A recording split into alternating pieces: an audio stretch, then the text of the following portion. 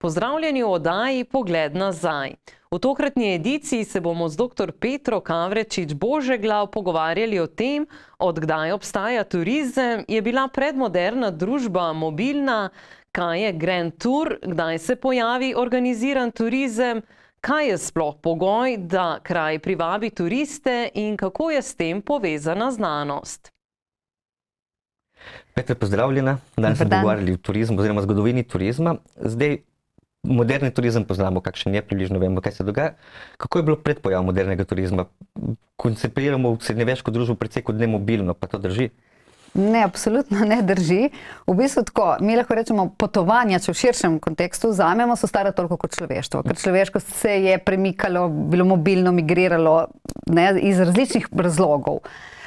So pa že, seveda, ki niso bili primarno turistične narave, ne, ampak vendar pa lahko že v predmodernim turizmom, zlasti ekonomski zgodovinarji v bistvu pojmujemo prototurizem, predhodni turizem, torej te pojavne oblike, ki sicer ne govorimo še o storitvah na trgu, ki so nujno namenjene samo pač nekim turističnim dejavnostim, ponudbi, ampak nekim oblikam potovanj, ki imajo že značaj recimo neko koriščenje prostega časa v različne namene. Tako da imamo že, malo lahko omenjamo recimo že potovanja v stari Perziji ali pa Egiptu, ne, ki so predvsem verske narave, recimo v Egiptu romanja, čaščenje boga Hapija.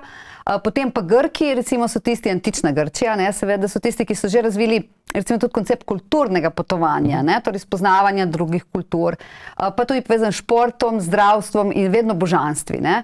Antični Rimljani so, lahko rečemo, res dodelali koncept letovanja ob morju, kjer so bile zelo približal temu, kar potem poznamo kasneje kot modernejši turizem, ne, torej res hedonizem, uživanje, zabave, sproščanje, plavanje v termalnih bazenih ob morju in tako dalje, seveda za zelo, zelo ozek sloj prebivalstva.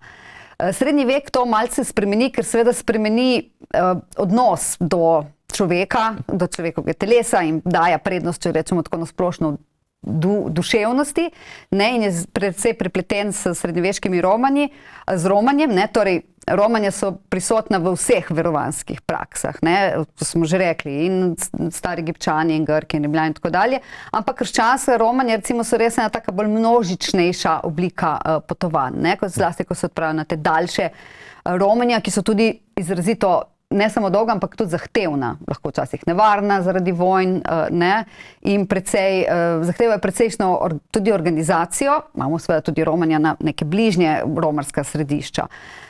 Tako da ni, da ne, zdaj malce pretiravamo, če rečemo, turizem je star toliko kot ljudje, ne, ampak lahko označimo te predhodne oblike turizma, ki so v bistvu bile konstantno prisotne, ne. Nekatere bolj kontinuirane, nekatere manj, ne, recimo, če gledamo kulturna potovanja, ki omenjamo že antične Grke, ne, recimo, pol to preide v nek koncept Grand Toura, ne, če pogledamo torej teh izobraževalnih potovanj, jaz danes študentov rečem, no, primer tako kot Erasmus sodobni, ne, samo da je trajal dlje časa, zdaj Erasmus greste manj časa, torej v neke izobraževalne namene, kulturne namene, torej formativne namene.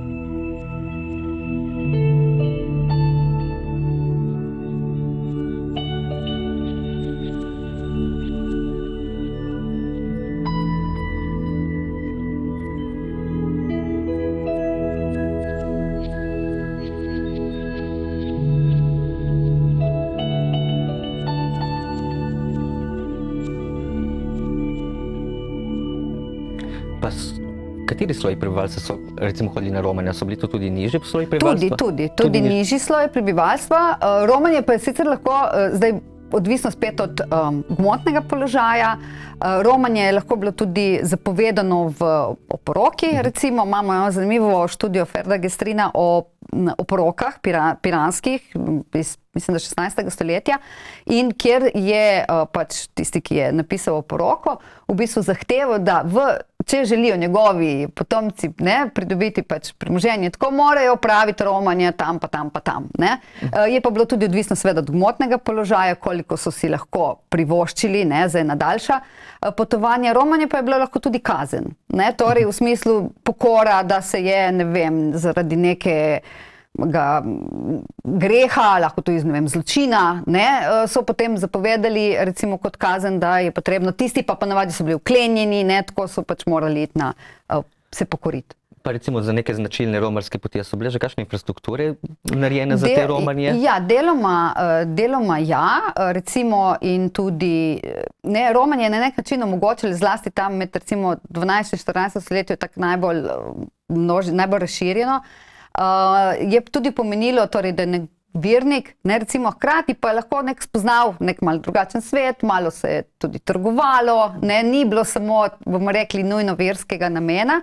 In seveda, dobro, velikokrat so razne, zlasti za revnejše, so bile v kakšnih, ne vem, samostanih, ne, so bile kakšne pač take nastanitve skromnejše, ne, kjer so potem tudi omogočili recimo romarjem, da so tam prebivali. Imamo pa tudi že organizirana romanja, to so zlasti bili recimo nekateri beneški ladjarji, ene družine so imele dve družini, no, mislim, da Loredan in Kontarini v enem obdobju prav, pač kolikor iz virov, no, sem lahko razbrala, nekako monopol, no, nad ponujanjem, kot bi rekli danes, turističnega paketa. Ne, torej, da so organizirali, zlasti, če je šlo za Sveto deželo, ker je bilo pa potem odvisno od obdobij, ne, pa so bile križarske vojne, pa tako da, ne, odvisno od obdobje miru in vojne, ampak so recimo organizirali, ne, cel paket, tudi organizirali vodenje, privajanje, menjava, ne, denarja in tako dalje. Tako da imamo neke že oblike, no, prevozništva organiziran tako. Omenila ste Grand Tour, to verjetno ni povezano z avtomobilizmom. Zakaj se gre tukaj? Ja, ne.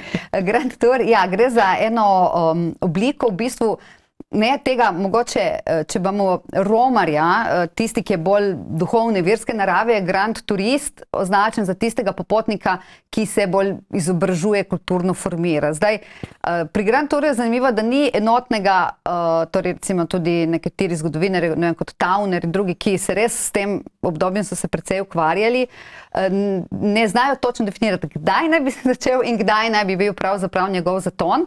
Ampak najprej naj bi se pojavil, no, zlasti v 16. oziroma 17. stoletju v Angliji, ker naj bi šel za, to, kar je von Gene poznačil, za ritual prehoda. Ne? Torej, mladi potomci zelo premožnih angleških družin so tam nekje okoli 16. leta starosti odšli celo za 4 leta v tujino, ponovadi so imeli kakšne tutorje sabo in tako, ne?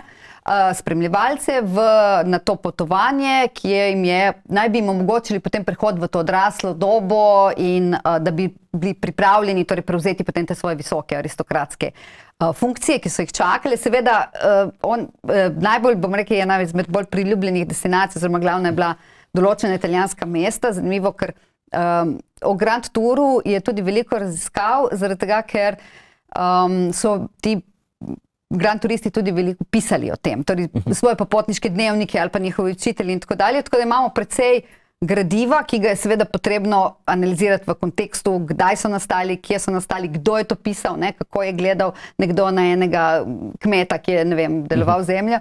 In zanimivo so kakšni zapisi, ne, torej, kje so točno šli, ne vem, za čas karnevala so bili v Benetkah, pa seveda v Rimu, pa recimo v Firence, tako v teh kulturnih mestih, da neki spoznajo, pa recimo potem Francija, Pariz in tako, to je bil tak klasični Grand Tour itinerar. Na jugu, kar sem sledila, so šli do Neaplja, dlje si niso upali, ne, ker no. In recimo, kar se tiče, so se tudi čudili nekateri, ne, zato moramo upoštevati kontekst tudi časa in družbenih razmerij, v kateri so nastali, ne, se zgraža na nek način nad domačini, nekimi neukimi, ki skačejo v morje in plavajo. Ne. Ker morje, recimo, kot ga poznamo danes, kot ena izmed glavnih prostočasnih dejavnosti, ko gledamo recimo na poletje, je bilo že zelo, zelo priljubljena praksa, torej kopanje v slani vodi v antiki, ampak potem je v bistvu dokaj zamrla saj med aristokracijo, no, nekje do 18. stoletja. Kaj pa je bil razlog tega? Zato, ker so se, torej, kot smo rekli, ta prehod iz antike v srednji vek je dal, oziroma bomo rekli, ne, osredotočeno so na človekovega duha in na pokoro in na blago, je dal poudarek na človeka. in tudi z zdravstvenega vidika ni bilo več, ne, kot voda, ne, se vemo, tudi odnos do telesa se je potem takrat spreminjal, sploh do higiene se postopoma ne oblikuje, oblikuje in potem tudi seveda odnos do slane vode se počasi spreminja. Ne. To ne povem, da popolnoma zamre, ampak dejansko šele, ko zdravniki, spet, ki to so en glavnih dejavnikov razvoja modernega turizma, prepoznajo v tudi slani vodi neke zdravilne funkcije, potem počasi začnejo odhajati proti morju, to ne pomeni plavati kot danes. Ne? Ampak biti v morju, verjetno. Ja, morski zrak. Če smo že pri Grand Touru, obstajajo kakšni zapiski, da so te Grand turisti potovali čez slovensko zemlje? Ja, zdaj, čez slovensko zemlje, načeloma ni bilo na teh klasičnih Grand turističnih poteh, to ne, ampak recimo imamo neke zabeležke, z recimo nekateri, ne vem, Leventhal je pisal v srbščini britanski potnici v slovanskih krajih in torej tudi analizira, kateri so bili ti pač Angleži, ki so potovali, oziroma angleški potnici, ne vem točno, kako imenuje. Nekaj imamo in torej je nekaj popotnikov, ki so potovali, recimo tudi po slovenskih deželah, če temu rečemo. Mogoče, kar sem jaz opazila, največja privlačnost so v predindustrijski dobi predstavljali ravno podzemne jame, ne? Ker so Trst je tukaj bilo eno območje, kjer so se pač, ne vem, čakali na transfer, bi rekli danes, ne vem, da prije druga ladja, da odidejo naprej. In imamo pogosto kakšne dnevniške zapise, ne, pač da so čakali in da so slišali in so se potem odpravili do bližnjih, ne vem, ali so Cerba ali pa Vilenica, jama Vilenica, recimo pa to je Škocjanskih jam in tako. Nekateri pa so prav načrtno, recimo zdaj, ali se je kaj zgodilo, da so morali zamenjati itinerarij in so potovali recimo tudi po tedanjih deželah habsburških in recimo ravno prav se zanimali za kraške pojave. Cerkniško jezero je bilo tako recimo deležno precejšnje pozornosti in zlasti podzemne jame.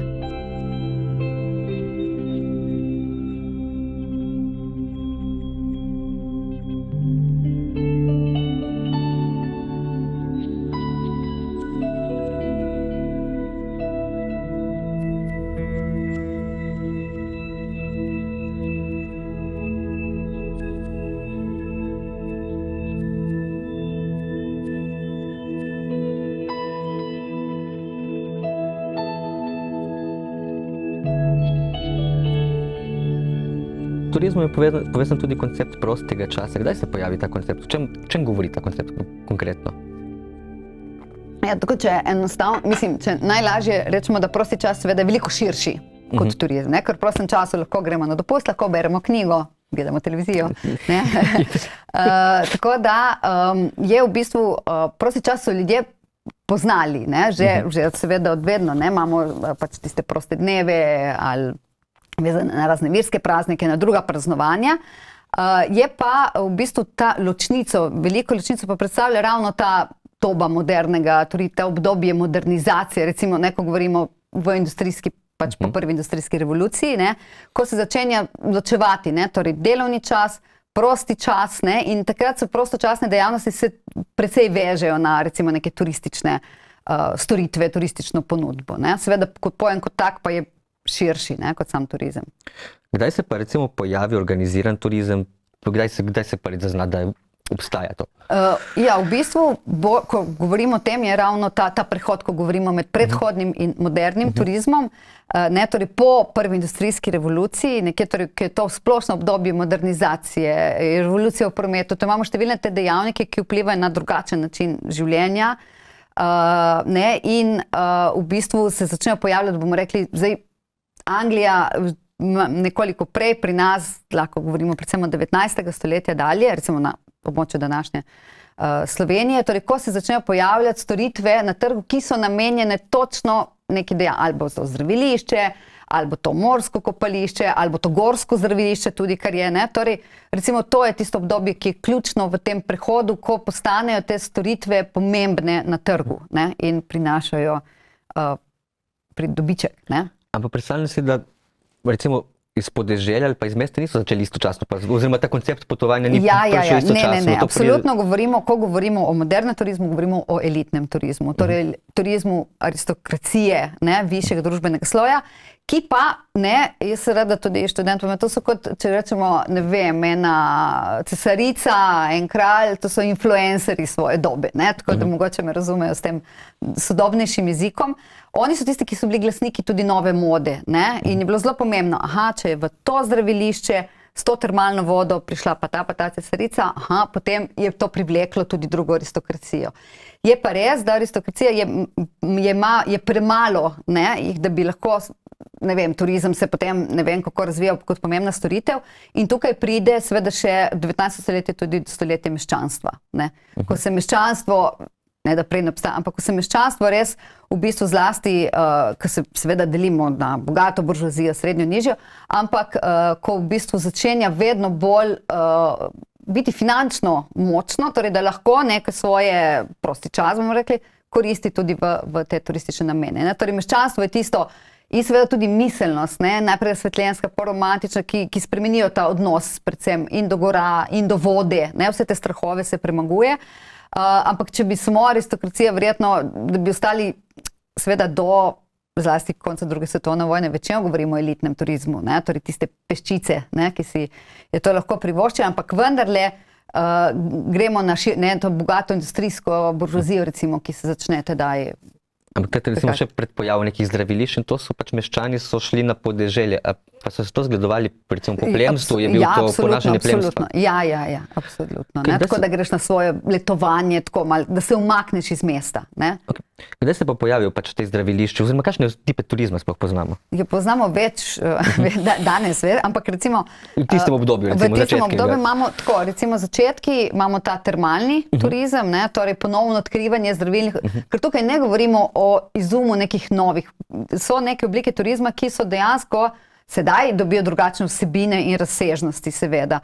Ampak neke vsebine, ki jih poznamo že z antike, recimo. Ne? Torej, vemo, da je ogromno na območju nekdanje rimskega imperija, ogromno termalnih kopeli. Ne? Torej, ampak tukaj se ponovno prepozna zdravilne učinke termalne vode. Recimo. In najprej in tudi pri nas, recimo, če gledamo zlasti na Štajerskem, deloma na Dolenjskem, so ta termalna zdravilišča tista prva, ki začnejo v bistvu se tržiti, ne? Če rečemo, če uporabimo ta izraz. Potem iz te sladke vode počasi preidemo na slano, ampak tukaj je tudi spet interes, ne? Vedno so interesi, zato ker zdravniki so prepoznani kot eni izmed ključnih dejavnikov, najpomembnejših promotorjev, ne? In nekih stalnic, ker stalno so zdravniki rekli, zdaj je sladka voda zdrava, zdaj je mrzla slana voda, zdaj je topla slana, zdaj je gorski zrak zdrav, ne? Ampak hkrati je potrebno tudi upoštevati, torej, da so ti zdravniki promovirali tam, ker so imeli tudi ne nazadnje svoje lahko ordinacije, ne? Ampak so oni najprej začeli, ne, z analizami ugotavljati, da je zdravilna sladka voda, potem so pa slana voda, recimo tukaj, in to smo vedno začeli, pionirji, no, če tako se smem izraziti, so bili Angleži, ne, na tem področju, torej tudi recimo Bath je tako prvo termalno zdravilišče, ki se začnejo že v 17. stoletju, razvijati, Brighton pa recimo morsko, ne? Ampak tudi imamo različne faze, ker najprej so prepričani, da je zdrava le mrzla morska voda, ne postopoma šele kasneje topla, ne? Potem pa tudi prepoznajo zdravilne učinke gorskega zraka, se tudi termalna taka gorska zdravilišča, tudi v raznih, recimo švicarske Alpe, pri nas je Bled, recimo eno tako znano zdravilišče, tako zelo različne. Potem pri nas je specifika jamski turizem, ne, seveda z gorami je povezan tudi gorski turizem, ne, torej ne samo zdraviliški, ampak tudi vzpenjanje na, torej ta bolj športni vidik, pa potem seveda tudi kasneje zimski športni in tako, ne. Ok, recimo tukaj pri nas na obali je Portorož najbolj znan po temu, da se zgodaj začel razvijati. Kdaj se začne tukaj turistične nastanitve, oziroma kdaj se začne tam turizem razvijati konec koncev? Ja, zdaj, tedaj je to območje bilo del avstrijskega cesarstva, torej kot dežela avstrijsko primorje. In v bistvu je tle Portorožje prvo, ki dobi uradno priznano razglašeno za zdravilišče, ne? Ker v bistvu država je začela, ne, ko je turizem je v primerjavi, ne vem, z neko industrijsko proizvodnjo, s kmetijstvom, ne, bilo nekaj neotipljivega, ne, torej nekaj nezanesljivega, nekaj ne tako odvečnega, ne, v v mentaliteti sprva, ampak ko je pa se videlo, da v bistvu ustvarja nova delovna mesta, imamo infrastrukturo, ki jo potrebujemo, ne? In tako je vsa ta ponudba, da v bistvu in so se države zelo začele in avstrijska monarhija oziroma Avstro-Ogrska kasneje ni bila nič drugačna pri temu, je začela to regulirati, ne? Z upeljavo že, torej takrat je bila imenovana zdraviliška taksa, ne? Oziroma kar je danes turistična taksa. In Portorož je bil na območju današnje Slovenije res prvi, ker je bil leta 1897 razglašen uradno, ne, torej v bistvu vse te kraji so morali biti uradno razglašeni kot zdravilišča, ne, in je bilo točno določeno, odkot do kod sega pač ta zdraviliški okraj, kje se lahko pobira to takso, kasneje tudi glasbeno takso, ne, in znotraj tega resorta bi rekli, danes so bili potem vzpostavljena infrastruktura. Tako da sicer je že prej imamo prve zabeležke zdravljenja, že konec 70-ih let in tudi že določene, recimo neke vile in tako, ampak dejansko, ko uradno dobi status zdravilišča, potem v bistvu se ustanovi zdraviliška komisija in torej vsi organi, ki v bistvu delujejo na tem področju.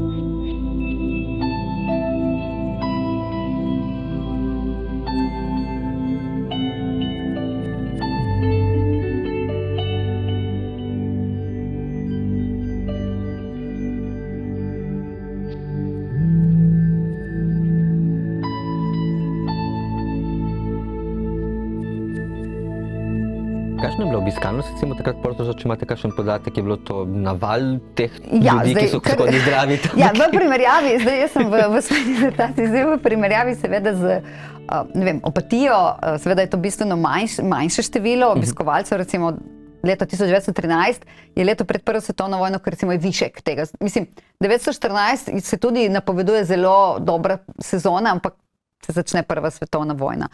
Tako da mi imamo v Portorožu tam okrog 7000 obiskovalcev tedaj. Prejšnja leta manj, ne? Ampak je potrebno seveda tudi upoštevati, kdaj je postalo uradno zdravilišče, ne? Opatija je vendarle postala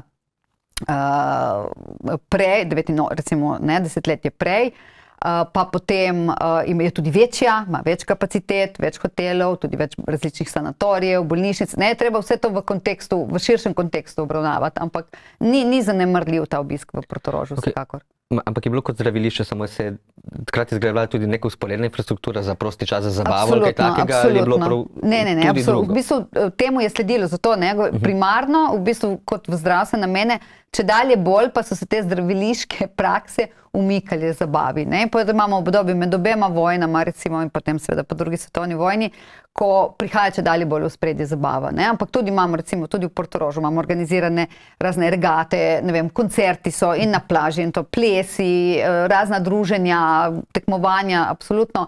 V bistvu je ta zdraviliški del, bomo rekli, zapolnjuje samo en majhen del prostega časa letoviščarjev, ki so tam. Kako pa z jamskim turizmom? Jamski turizem je ena specifika v bistvu slovenskega prostora, zato ker seveda se razvija tako kot morski tanker je morje, jamski tanker so jame.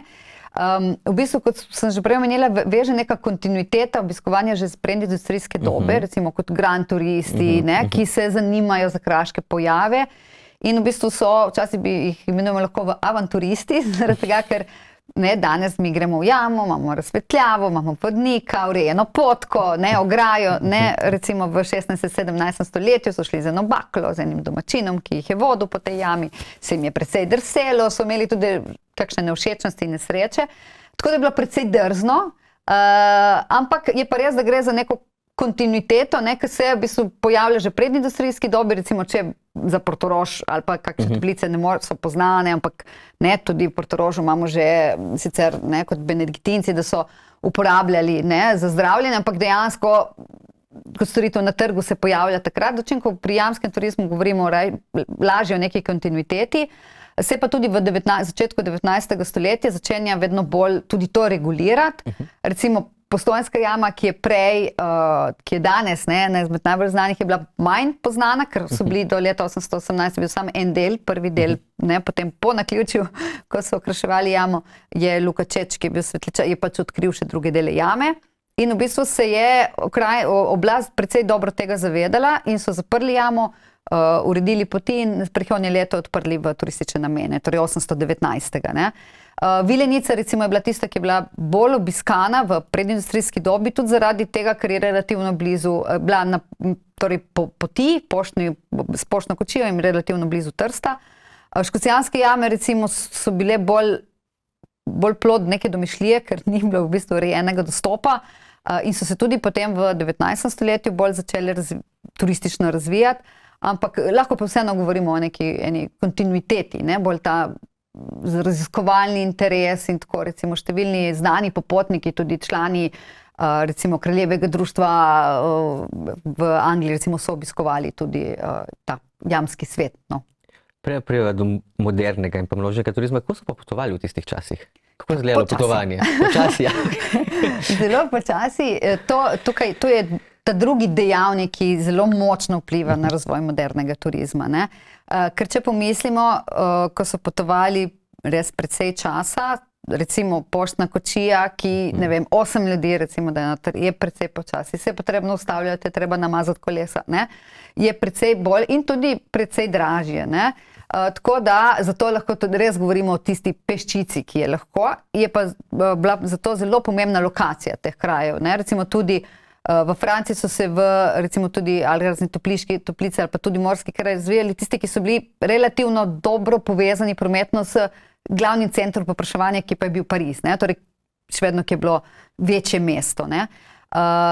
Industrijska revolucija, oziroma kot je rečemo revolucija v prometu, tukaj revolucionira tudi na tem področju, ne? Ker parni vlak in ladijski parnik popolnoma spremenita načine potovanja. Nista vedno sprejeta, ne, vemo, imamo strah, ne, tudi pokojni profesor Studen je pisal o črni pošasti in tako dalje, ne, vseh strahovih, ki jih ljudje pač vedno izrazimo ob nečem novem, nepoznanem, ampak vendar so precej skrajšali, ne, pot do cilja, udobnejše je bilo, hitreje, bolj tudi finančno dostopno in tudi to, ne, urniki so se pojavili, tako da je veliko lajšalo. Ob morju pa imamo še ladijske parnike, ki veliko hitreje grejo kot jadrnice in spet omogočajo boljši pretok. Ne. Pa dokler so potovali s kočijami, je bila pošta, imela pošta primat nad potovanji? To dejansko se pravi podatek ali? To pa ne vem. Reče se poštne kočije, kar pomeni, da so pač tiste, ki so potem prevažali tudi pošto, ampak... Ni pa nujno, da je bila pošta, pač tiste, ki je imela primatno organizacijo, ampak so lahko tudi samo organizirali. Ja, so imeli lahko tudi. Okay. Kdaj se pa pojavi množičen turizem oziroma moderni turizem, množičen turizem? Ja, zdaj, ne, to sta dva, ne, moderni turizem. Zdaj, odvisno nekateri, recimo ekonomisti, večinoma pač moderni množični turizem enačijo. Zdaj v ekonomski zgodovini zgodovinarji ločijo res ta moderni turizem kot tiste, še vedno elitni turizem, ki je posledica te prve industrijske revolucije, industrializacije in teh nove mode, torej toplice, morje, gorski svet in tako. Množični turizem pa je tisti, ki v bistvu se razvija deloma med obema vojnama, zlasti pa po drugi svetovni vojni, ne? Kar pomeni, da postane družbeno dostopen, ne? Torej, da ne potujejo samo bogatejši, ampak ne, zlasti recimo primer nekdanje Jugoslavije, ne? Torej, si delovno ljudstvo zasluži odmor. Ne? Okay. Na začetku so na turiste oziroma na turizem gledali kot na nekaj marginalnega, nepomembnega, trivialnega, kakorkoli. Kdaj se začnejo zavedati pomembnosti turizma kot gospodarske dejavnosti, kot nekaj, kar vpliva na turiste, na turistične kraje in tako naprej? V bistvu, ja, v tem obdobju, ko smo že prej modernega turizma, ne, ko smo že prej omenjali, ko vidijo, te storitve, torej zato, ker če nekdo, ne, se potrebuje seveda kapital, ne, bo vložil, bo zgradili hotel, v hotelu bo mogel nekdo delati, ne, torej se potrebuje tudi delovno silo, pač v sezoni, ne. Potem nekdo bo iz, ne vem, pomola mora z nekim izvožčkem pripeljati do hotela enega potnika, mu nositi kovčke, pa imamo godbo, ki bo igrala, imamo zdravnike, ki jih zaposlimo, ne.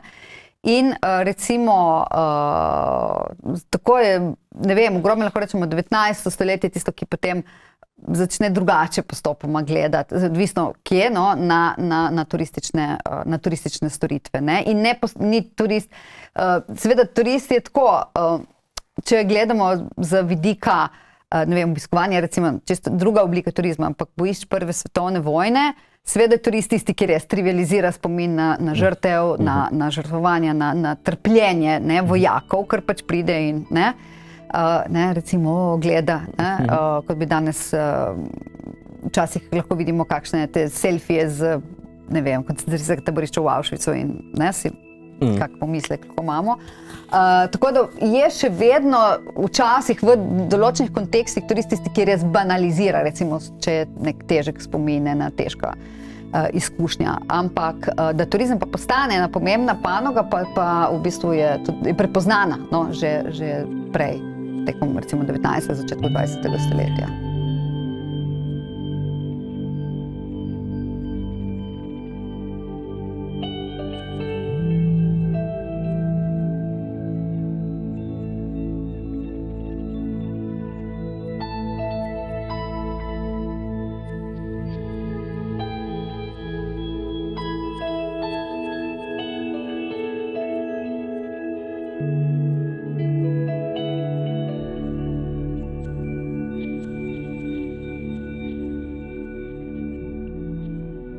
Tako, večinoma, ko govorimo tukaj, govorimo pač o turistih, ki so, recimo Portorož so v glavnem obiskovali večino prebivalci Avstro-Ogrske, torej domačini, danes bi rekli domačini, niso potrebovali, zato ker ena so bile pač odhodna migracije iz drugih razlogov, ekonomskih, tam so potrebovali dovoljenja, seveda, tako da večinoma vseeno govorimo o nekih Opatija je bila taka najbolj znana mednarodno, ampak še vedno govorimo o nekaj 10 mogoče ameriških turistih, ki so prišli, ne vem, leta 910 v Opatijo, Še vedno ne govorimo o takih velikih čez ocean. Mislim, so nekateri, ne vem, Thomas Cook tudi že organiziral, on je prvi, bomo rekli, organizator turističnih potovanj, tudi že organizira recimo potovanje po svetu in tako tudi pride v Postojnsko jamo, pripelje, ampak je pa agencija, recimo so agencije tiste, ki so zelo pomembne, ker začnejo urejati tudi te dokumente, Tako da ne more zdaj, da bi se prav turist prešvercal za, to bi bilo bolj težko. Čeprav se je po, recimo, naš doktorski študent, ki je doktoriral, Igor Jovanović, je ravno delal te migracije po drugi svetovni vojni iz nekdanje Jugoslavije in je pravil, da so bili kakšni turisti, on mislim, delal v Pulju, ki so šli s tistim katamaranom, ko so šli v Benetke in jih ni bilo potem več nazaj v hotelu.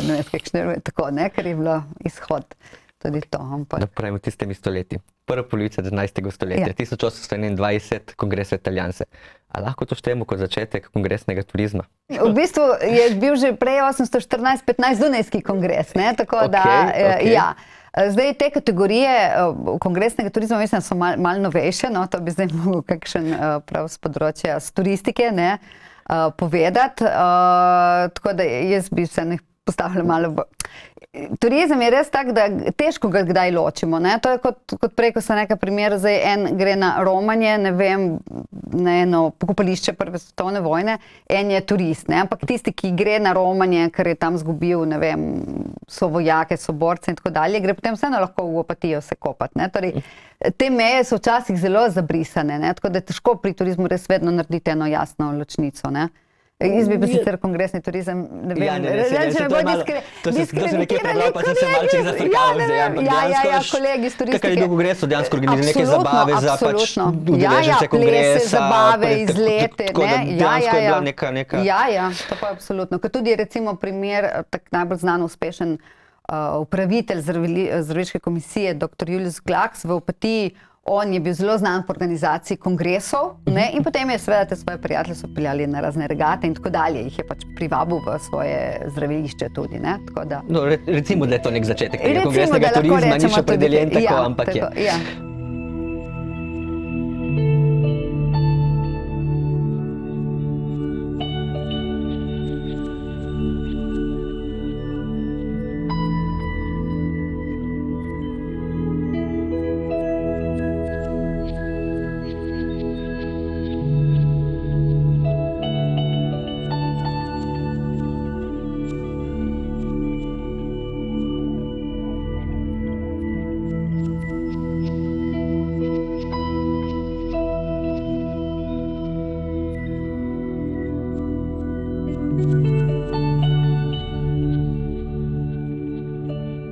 Danes jaz kar rada se pohecam, tudi ko povem študentom, je to, da imamo, ljudje kategoriziramo osnovne življenjske potrebe, kot so potreba po spanju, po hrani in tako dalje, in jaz rečem, to je po potovanju, ne? Ker danes se nam skoraj nenormalno zdi, da ne gremo na dopust. Ne? Našim, recimo mojim starim staršem, pa ni bilo to tako nekaj vsakdana, ne? Ker v bistvu je to tudi vezano, množji turizem je seveda vezan na pravico do ne samo dopusta, ampak tudi plačanega dopusta, ne? Torej, ki se v bistvu potem po drugi svetovni času Jugoslavije, po drugi svetovni vojni. Ok, super, hvala za pogovor. Odlično. Odlično. Hvala za ogled in se vidimo prihodnji teden.